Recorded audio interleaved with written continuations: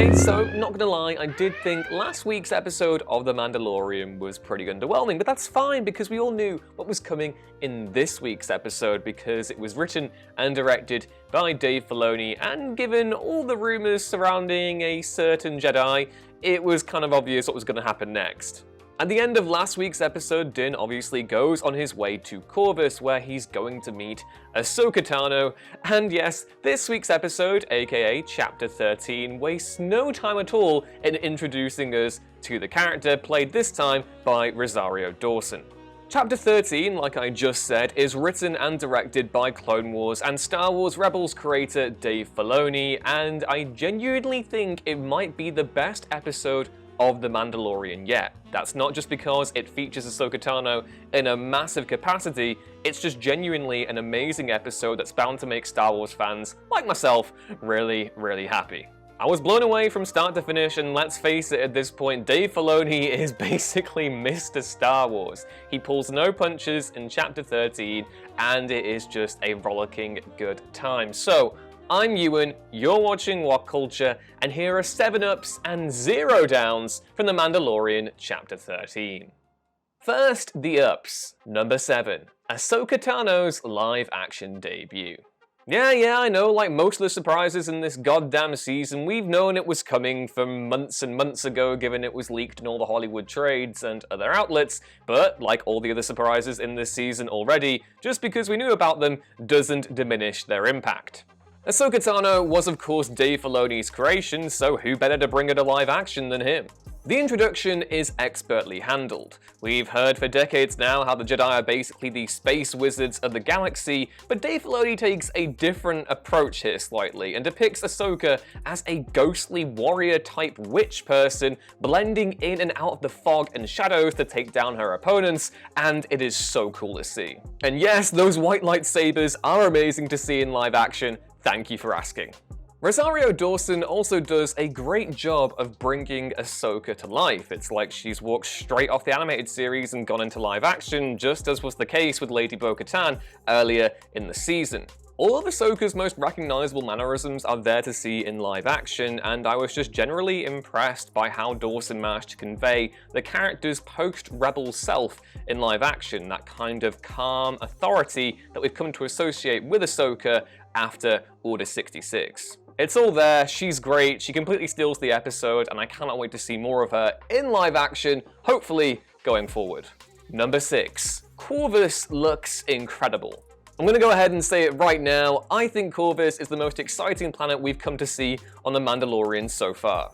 A ravaged forest planet that looks like Macbeth's Burnham Wood, but in space, Corvus is everything I want from a Star Wars planet. It's new, it's atmospheric, and has a unique backstory too. It's overcast, misty, and polluted, but underneath lies a certain kind of tranquility. You can really tell this was a place of beauty before the Magistrate arrived, and that's made even more apparent when you step into her inner sanctum, which is beautiful compared to the rest of the town, which is just looking not that great at all, really. Number 5. The villains. Chapter 13 gave us 2 great villains in Michael Bihn's local enforcer type character and Diana Lee in Asanto's Magistrate. These 2 are absolutely brutal and incredibly mysterious. Both have a hidden past and mystery that, like Corvus itself, I really want to learn and find out more about now that the episode is done. Bihn's character is described as ex-military, although to which allegiance we don't know yet, whereas the Magistrate's backstory is a little bit more fleshed out thanks to some exposition from Ahsoka. We learn that she was the sole survivor of a massacre during the Clone Wars and how she channeled that hatred into building ships for the Imperial Navy and a certain Grand Admiral who we'll get to in a minute.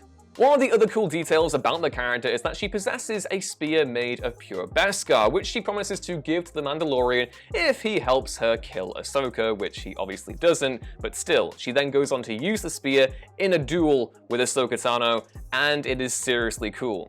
I do actually wonder if she got the spear from the Grand Admiral in question, given we know that that character is very interested in collecting trinkets from different species across the galaxy, but I'm probably getting ahead of myself there. Either way, they were 2 very interesting villains, and definitely up there in the top tier that we've come to see on The Mandalorian so far.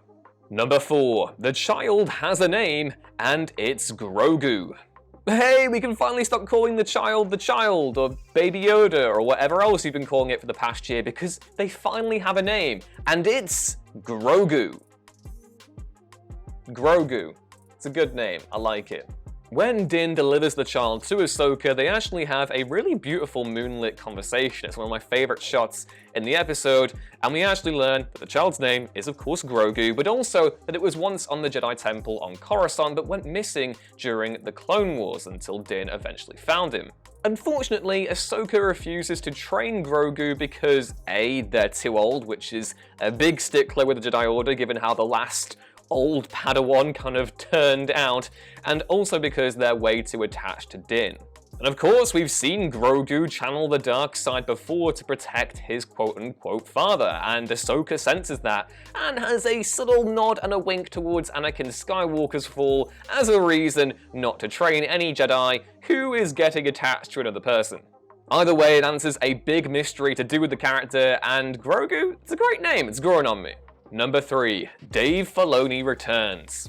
Like I said earlier, Dave Filoni is at this point pretty much Mr. Star Wars. I can't think of a better person other than George Lucas himself to be the real flag bearer for this franchise, and all the reasons why kind of speak for themselves in this episode. We already saw last season how effortlessly Filoni stepped from animation into live action, and he's only gone on to hone his skills from there. The setup, the action, the story itself, it's all remarkably well handled, but by far the biggest highlight of the episode for me is watching Filoni channel Star Wars' two biggest influences into one episode, those being samurai films and the others being westerns. Corvus itself bears the echo of an 18th century Japanese setting, and the duel between Ahsoka and the Magistrate is framed deliberately to harken back to those famous samurai duels in the works of Kurosawa and other filmmakers in the 50s and 60s. Which makes sense given it's the first appearance of the Jedi in this show. It's like Filoni is bridging the two genres together for the first time in this particular series, a moment best exemplified by Ahsoka's aforementioned duel, but also the fight between Mando and Michael Bihn's character. Number 2. The Impeccable action sequences. Turns out lightsabers look just as good on the small screen as they do on the big. Who'da thunk it? I'll keep this entry short and sweet because there were loads of great action sequences in this episode, from the opening to Mando's confrontation with Ahsoka to the actual final assault on the compound itself. It's all remarkably well handled, and obviously the highlight is the final duel between Ahsoka and the Magistrate, where she uses the Beskar spear against Ahsoka's two white lightsabers. The duel in particular is classic Star Wars, tense, elegant, and perfectly weighty. And number 1. Wait, did this episode just set up a Star Wars Rebels sequel series? At the end of this episode, we get two really cool teasers, but the one I want to focus on the most is the one where Ahsoka defeats the Magistrate and interrogates her as to the whereabouts of her Grand Master, who it turns out to be none other than Grand Admiral Thrawn himself. Now, for those who don't know, Thrawn is a huge deal both in the old Legends continuity and in current Star Wars canon. He made a big splash in Star Wars Rebels a few years ago, where he became the main antagonist of the crew of the Ghost, and obviously given that Ahsoka was involved in that series too, they have a bit of history. The end of Star Wars Rebels involves Ezra Bridger taking Thrawn into hyperspace along with the rest of the Purgils, who are basically like giant cosmic space whales that ride their own hyperspace lanes. The big mystery of the show is what became of those two characters, and the ending, which takes place just a few years after Return of the Jedi, features both Ahsoka and Sabine Wren, another Mandalorian, setting out to find them both. Now, given The Mandalorian takes place 4 years after that epilogue, you have to assume that the search hasn't gone well. Sabine's absence is particularly conspicuous in that sense, but it's clear that Ahsoka hasn't given up the mission.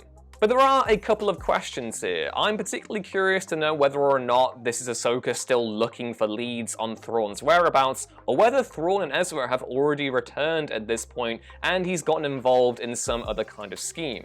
The Magistrate herself must obviously be in contact with Thrawn, otherwise why else would Ahsoka be interrogating her? Either way, it's really interesting, and I'm really curious to see whether or not this leads into the rumoured Star Wars Rebels sequel series, which you would imagine to be a cartoon, but at this point you could totally see them doing it in live action. The other tease, of course, involves the search for other Jedi. At the end of the episode, Ahsoka once again refuses to train Grogu, but points the child and Mando in the direction of Tython, a place that houses an old Jedi temple. Supposedly, if Grogu is placed in a specific part of the temple, other Jedi may feel his connection to the Force and decide to come out and train him. It's a bit of a long shot, but could this potentially mean the inclusion of Ezra Bridger, or maybe even Luke Skywalker? Heck, maybe even Cal Kestis will come from his hunt for the Zepho or something. I don't know, it's a bit of a long shot, it's interesting all the same, and I do think there's a chance we could see other Jedi in the near future.